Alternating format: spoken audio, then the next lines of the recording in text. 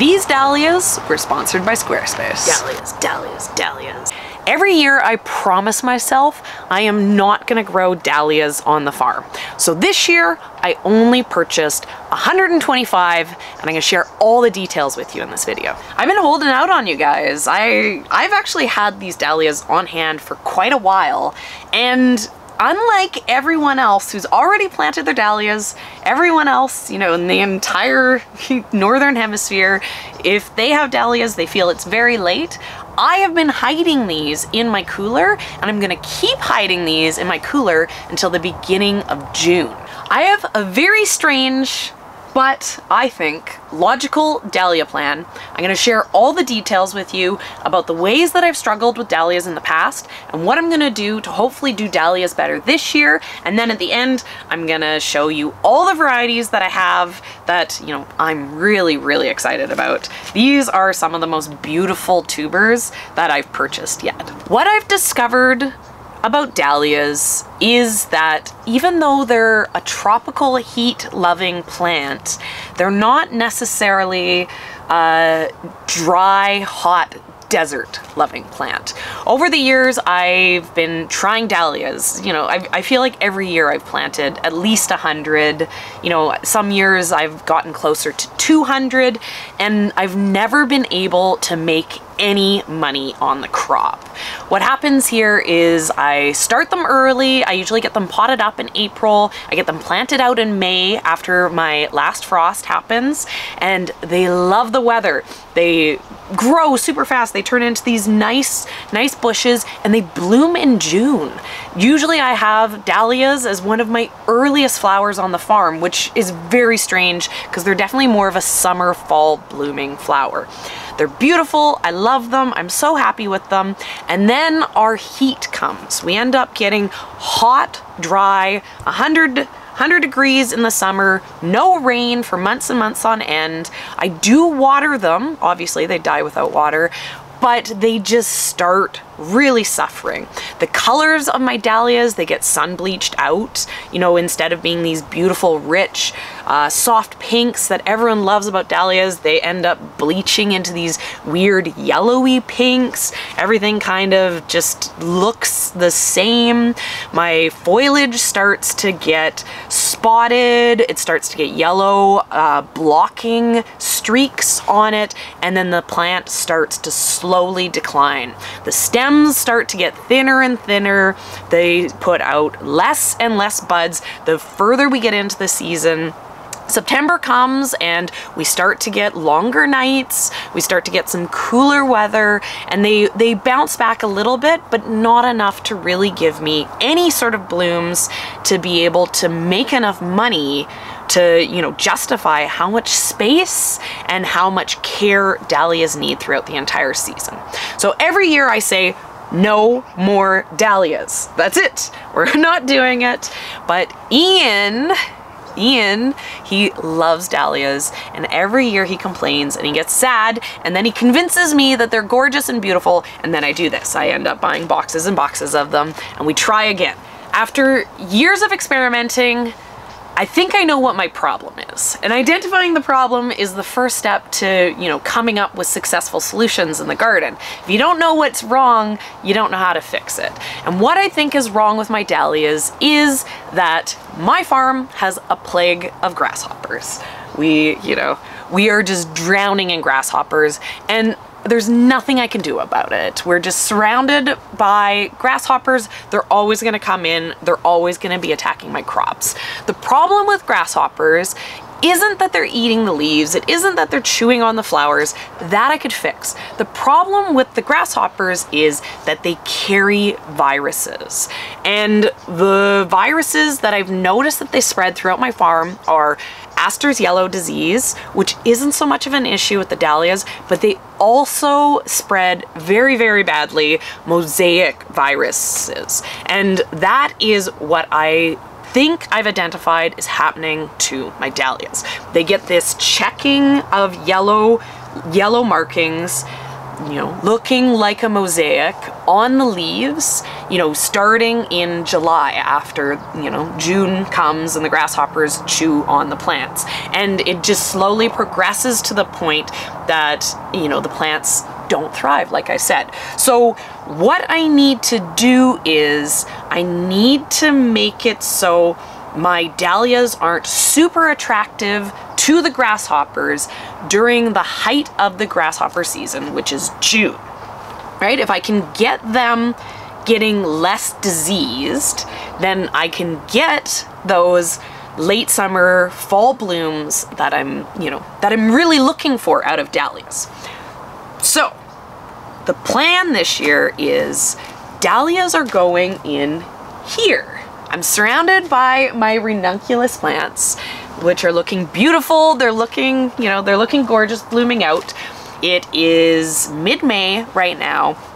You know, the ranunculus, they're gonna end early this year because we're having a really hot year. But normally they go kind of into June, which is perfectly fine for my plan because my dahlias I want to be planting at the beginning of June when this ranunculus crop kind of starts to fade out into the same space so that these can only just start growing in June. I want these dahlias to, you know, be these small plants by the end of June.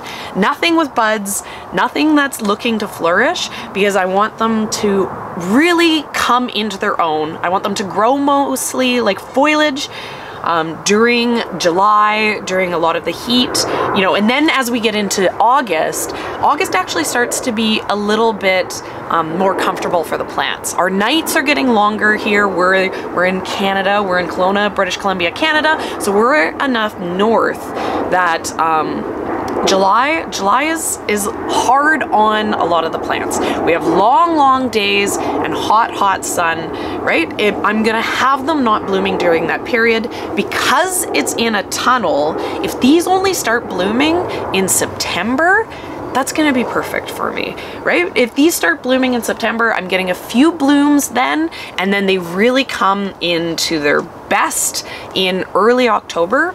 We usually have our first frost in mid-October, but because we have this tunnel, we'll be able to protect it from any sort of frosts, and these dahlias should give us a really strong showing, something just gorgeous, a beautiful centerpiece, a beautiful focal for our fall bouquets as we go into the end of our season, which goes to mid-late October because we end on Canadian Thanksgiving.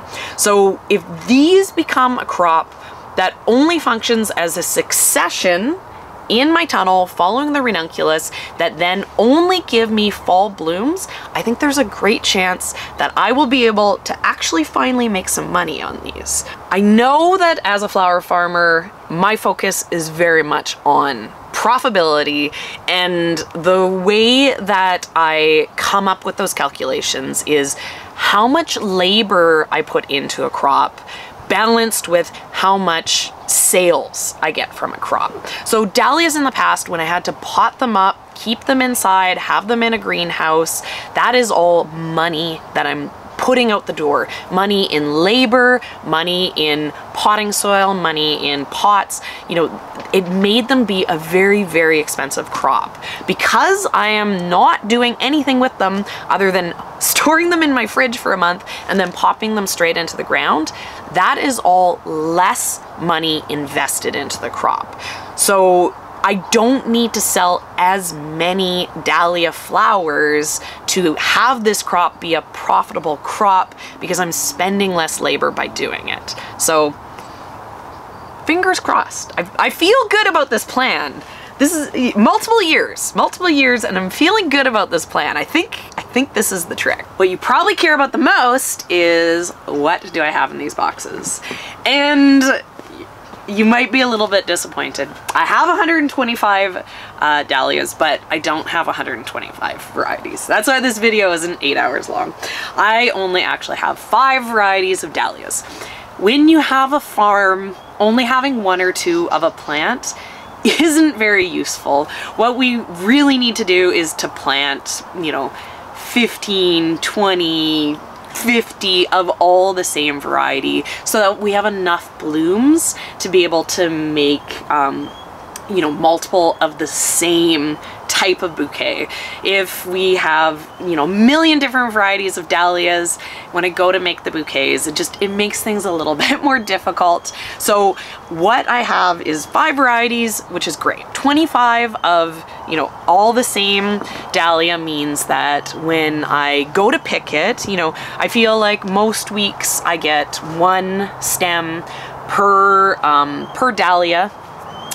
So having 25 plants means I can have 25 of the same flower, which, you know, if I then go to put it together, you know, I can make, you know, 10 of the same looking bouquet. The other thing about growing dahlias for cut flower farming is some of the best dahlias don't make great bouquets. The big, beautiful dinner plate dahlias, they're very hard to work with because they're so big. They don't have great vase life. They're Ian's favorite to have in the garden, but you know, they're not the best to have for bouquets. So I had to narrow down to decorative and ball style dahlias because those are the ones that have the longest vase life, and they're also the ones that are a little bit more productive. I want to be able to get lots of flowers off of my plants rather than a few big, beautiful, showy flowers because, you know, we gotta get those stems, we gotta get that money. But despite the constraints, I feel like I have a really good collection. So let's get into what I have here. The first variety that I have, this box of 25 that, you know, I've been playing with is, look at them all. These are Isabel, and these are such a gorgeous color. This beautiful, dark, rich fuchsia pink. It's really dramatic, really stunning. You know, this is like the total Serena. This is the Serena dahlia. It's a small ball style dahlia, you know, so they make these cool little puffs, and I really like working with the ball dahlias in the bouquets. I find they're really fun to arrange. Because they're the ball, you can kind of put them in the middle. It doesn't really matter which way you look at it from. It still has a lot of showiness to it. This, you know, this is my favorite color palette. You know, it's gonna blend really nicely with my oranges. You know, everything has got to go with orange. But because I was thinking of these for fall, I also wanted something a little bit dramatic and darker. So this is also, I can put this in with some of like the more burgundy tones to do some of those more fall bouquets. You know, it's not in the red family, but you know, as I say, I don't really like the red family. So I'm excited to be able to do burgundy pink darker fall bouquets. I think these are gonna sell really well. I forgot to mention my source, so I want to share that with you guys. I'm in Canada, so this is a Canadian only source, and it's a wholesale source. So to order from them, I think for the dahlias, the minimum was $350. The minimums are usually around $500 that you have to order. So, you know, this isn't a home gardener source, but I got these from Unicorn Blooms, and Unicorn Blooms is where we get our ranunculus from, and it's where we also got our peonies from. It's a source that we're really excited about. One of the things that I like about them is the quality of the product is kind of just like that next level up. The peonies that we got from them, they were very expensive. The peonies that we get from Van Noort, they were like $2 each, but the roots were, you know, these tiny little things. The peony roots that we got from Unicorn Blooms were like these massive clumps, but they were, you know, $15, $20. But it's really hard to find anywhere that you can buy this really, really high-end quality product. And the one thing about doing that is, yeah, it costs more money, but it also, you know, the better the product, the bigger the product, the more flowers it's going to produce, the less time it's going to take till it produces. So even though it costs more, it also makes you more. So I really like Unicorn Blooms for that reason. And so this is our first time buying dahlia tubers from them. I had been buying dahlia tubers from Van Noort in the past, and I was really happy with them. They were very cheap. They were like you know, mid $2 to $3 for the tubers. But the tubers just weren't quite as nice as these. These tubers are twice as much as what, you know, I would have paid from Van Noort. These were $5 each. And I think that I got a discount for ordering like the next volume up. I can't remember. You know, like if you buy more, the price comes down a little bit. So, you know, these were more money, but if I was to compare the different tubers, the Van Noort tubers are definitely a lot more broken. They're a lot smaller, whereas these are like nice, clean, solid, happy tubers. So they are a little bit more money, but you know, if I wanted, I could take this tuber and I could split it into a couple different plants. The Van Noort tubers in the past, they've kind of been, maybe half of them I could split into 2 plants. These are also a different style tuber than what you'd buy if you're buying from someone's farm. These are called clumps, instead of being like a processed tuber, which, you know, would look more like just a piece like this. The way that clumps are grown is the growers, they take cuttings, they put the plants into the ground, this grows out, and then they have a machine that comes, like a potato digger, digs up all the things, it tumbles them, it sprays them off, it washes them. Because of that, you're gonna have little pieces that are broken, that come on the tuber. Like these are no good, but then you have the pieces that still survived, and then you have the neck. Right? So lots of people, when the first time they get clumps, they're very concerned because of all the broken things. They're like, oh, it looks like a mess. But I really love the clumps. I find that the clumps have grown stronger plants for me than the single tubers. I mean, like dahlias, they grow like crazy. They're like a potato where it's like one little piece grows into a crazy amount of thing. But yeah, don't be freaked out by what these look like. These are still great. What else do we have in here? Okay, this one's exciting. This is the one that I'm the most excited about. This is Ruth Ann, and I will give you a moment to guess what color you think it is, since it's the one I'm the most excited about. What do you think, Ian? What color do you think this dahlia is? Orange. You got it. Man, these are gorgeous. These are massive. So, in the past, I have been growing different varieties, and the variety that I found, the only one that I'm like, okay, it can survive through the heat, it, you know, can survive being diseased by the grasshoppers. The best variety for production in my conditions so far has been Sylvia, or Sylvia also goes by the name of Marn. Just an incredible, incredible orange ball dahlia that I absolutely love. But they didn't have it at Unicorn Blooms, which is fine because they had this Ruth Ann, which is yet again an orange ball, and I'm really excited about it. The color's like gorgeous. It's this like really warm orange. I think it's gonna blend really well. And like I said, these are gonna be for fall bouquets.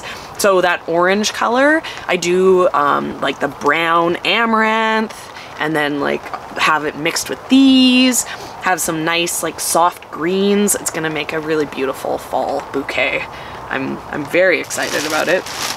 What do you think, Ian? 25 orange dahlias? I'm excited. I'm excited to see what they do in the greenhouse. These are like, you know, like, so different dahlias have different qualities for producing tubers. You know, like how big the clump is doesn't necessarily say how successful the plant is. It just says how big of a clump that specific variety of dahlias grow. But sometimes there is a correlation between like the more tubers they make, the more bigger and productive the plants are. So I'm really excited to see how, you know, how bulky these Ruth Anns are. These might end up being beasts that produce a lot. Oh, it's like Christmas. It always makes me so happy to have all these cases of flowers. Oh, what do we got in this one? Sweet Natalie. 25 Sweet Natalie. Sweet Natalie is the most beautiful, soft, blush dahlia. You know, it's like the perfect wedding dahlia. Just, you know, so romantic, just like so, you know, the coloring on these blush type ones is, they're just so special, right? They're showy in the form of the flower, so it's a decorative style, so it's a little bit bigger than the ball ones. But then they just blend so nicely. It is the fall, so, you know, those punchier colors, like the ones that I'd already shown you, are the ones that, you know, do really well during that time period. But Sweet Natalie, like if we have any brides that, you know, we're selling to florists for, like this is the one that they're gonna want. And, you know, when you have something that's special, it will sell, even if it's not the color of the season. So, you know, it's just such a classic, such a standard. You know, it just makes sense. And man, these, okay. So like I've done Sweet Natalie before, never in a large amount. I've had like a few of them, but like these these are just really nice tubers, right? Like these are some really nice clumps. They're all like, please Serena, please plant me. It's so late in the season. Back in the fridge. You're not getting in the ground until June. Next up, oh, we have Wizard of Oz. And I have grown Wizard of Oz before. The one year that I tried really hard on dahlias to try to make them work, what I did is I researched the most productive dahlias. I was like, what are the ones that are gonna give me the most cuts per plant? You know, I like asked a bunch of people, I went around, and I came up with this list. You know, it had Sylvia on it. I think Arabian Night was on it. You know, I can't remember all of them, but one of them was Wizard of Oz, and we grew it, and yeah, it was amazing. This would have, some weeks it would have multiple cuts per plant. It produced so many, and the flowers were a little bit smaller. You know, it was a ball style, and those smaller flowers on those weeks when it was just producing were actually really great to work with. They worked really well for our bouquets, so I loved it. And then, you know, the productivity is one thing, but the color is the other thing. You know, again, it's this kind of soft pink, but then it has these like yellowy tones. So it's this like blushy pink, but then the center almost glows. So they're really stunning. And they're one of those ones that in pictures, it doesn't really do justice to just, you know, how eye-catching the flower is. Like, I really love these. Yet again, this is one that could be used really well for weddings, but also beyond that, they did really good in our market bouquets. They were one of those, because of the way they just glowed, they were one of those ones that the people like got sucked into them.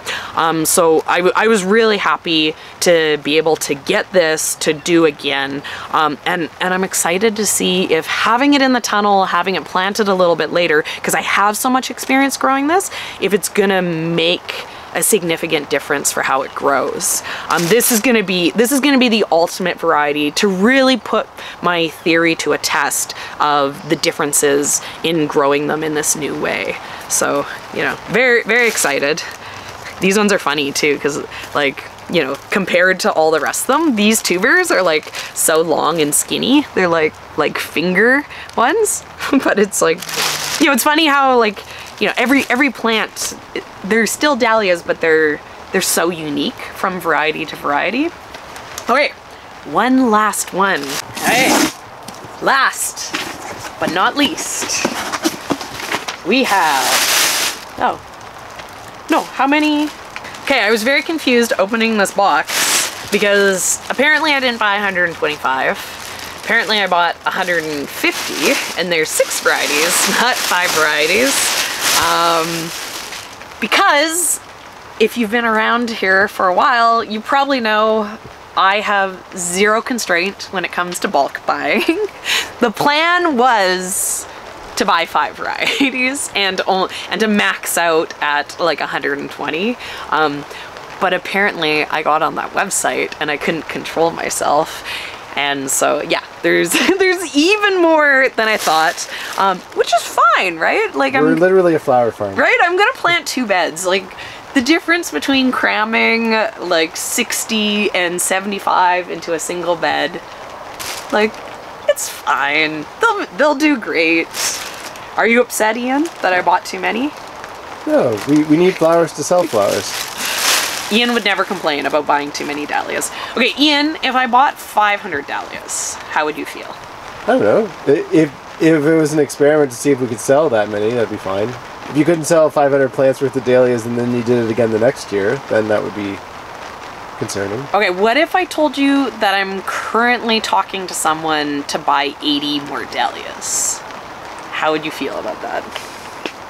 I would not be surprised, but they're cheap. I may or may not have another 80 heading to the farm. Okay, 25 Milena Fleur. These, I love these. These are this beautiful peachy color. These are a decorative dahlia. Honestly, like I love the balls for putting them into the bouquets. Like I said, I like that they're kind of like a 360, but for my favorite look of a dahlia, decorative dahlias, hands down. They're my absolute favorite. They do kind of like only face one direction, but I love them. The smaller decorative ones, you know, they last good in the bouquets, but they're just so special. Nothing else looks like a dahlia. Okay, so this is this beautiful soft peachy color, and like, you know, I mean, I love the oranges, but then the peachy tones are a little bit more workable for the brides. This is one that I'm really hopeful will be able to sell wholesale. One of the nice things about dahlias for wholesale to florists is they're buying them for event work. They're buying them for like weddings. Dahlias don't have the best phase life, but when you're doing event work, they only need to last the day. So these kind of varieties that are appealing to brides, they sell actually for really good pricing to florists because dahlias don't ship very well. They're very soft and they bruise, so they can't really get thrown in a box and shipped halfway around the world and come out of the box looking beautiful. So you know, they have a really strong local market, and then that peachy tone, I feel like it has a lot of potential to be in the palettes for the fall weddings. So you know, if I don't sell a single one of these wholesale, it doesn't matter. I could bunch these all together and just sell them at the market. People love dahlias, but this one specifically I bought thinking a bride. Okay, last but not least, for real, the 6th variety that I didn't know I had is Sweet Suzanne. And the Sweet Suzanne is another of those peachy tones. So it's like a blush. It's a blush pink. Oh, these ones want to get. These are like, we're ready. If we're not getting in the dirt, we'll just grow in the box. It's like rooting itself together. Yeah, these ones are like, please, Serena, June is too late. Shh, quiet, go back to bed. Okay, so Sweet Suzanne is a blush pink, but instead of being in those soft white blush tones, its undercoloring is in those peachy colors. So I guess it's like, it's a warm blush, whereas what's the other sweet? Sweet Natalie is more of a cool blush color, so this is more of a warm blush color. And I'm really excited. What I'm excited to do is to pair, you know, there's all these rules about like color theory and what you're supposed to do as a florist. And my favorite thing in designing and arranging flowers is to break all the rules. So I absolutely love putting cool toned flowers and warm toned flowers together, because what I always want to do when I'm designing flowers is I want to make contrasts. I want them to be visually startling. And so the way of making things visually startling is to break all these rules of what you're supposed to do to make things like gentle on the eyes, right? So one of the rules for, making it visually pleasing is to put all the cool tones together. So when I put sweet Natalie and sweet Suzanne together, and they're gonna be like clashing against each other, they're gonna be like, whoa, and then I'm gonna love it. So I'm really excited. And then the sweet ones, the other reason why I purchased them is they're really productive. They're these nice, strong decorative plants. All of these, like, I'm purchasing them for plants that grow the easiest, plants that have, the most stems per plant. I'm really trying to narrow in on easy to grow, high productivity dahlias, just to try to figure out a way to make these easy for me to keep growing in the future, because that'll make Ian happy, right, Ian? Yep. Dahlias every year. What do you think, Ian? Are you excited about this? I am. You were talking about not having dahlias, so the fact that we have lots of dahlias, that's really good. And, I'm excited to try them at a different time of season. One of the things that the dahlias have going for them at the market is they're one of those things that people are drawn to, and they sell really well. So, even with them selling, the economics of growing them hasn't always worked out, but maybe we can find a way that the economics work out, and then we can have another one of those flowers that really brings people to the stand. Which is the one that you're the most excited about? Well, I don't remember any of their names. But probably the orange. I like that orange. The Sylvia that we had before, so I agreed that it looked great in all the bouquets. Yeah, Team Orange. Yeah. Let me know down in the comments what is the variety that you're the most excited about, and if you have a dahlia variety that you grow that's really, really productive and really easy, let me know, because I'm always looking for more of that specifically. Every year I try to winter store and save my dahlias. Dahlias have to get dug up in our zone. They freeze and they rot here. The only way you can save them is to put them into storage that for us has high humidity, because we're so dry here, they just dry out. And if you're in a humid area, it needs to be in a space where they have low humidity. Because I don't store the dahlia tubers, I'm trying to make money just on the flowers, but a lot of other flower farmers don't actually have to make any money on the flowers themselves, because they make all their money on selling dahlia tubers, and the flowers are just a bonus. The one thing that you need, though, in order to, create a dahlia tuber business is a website to be able to sell those tubers to your customers. And a great way to build a website, if you suck at tech like me, is to use Squarespace. Squarespace gives people a powerful and beautiful online platform from which to create your website. Connect with your audience and generate revenue through gated members-only content. Manage your members, send email communications, and leverage audience insights, all on one easy-to-use platform. Or create a community with their powerful blogging tools.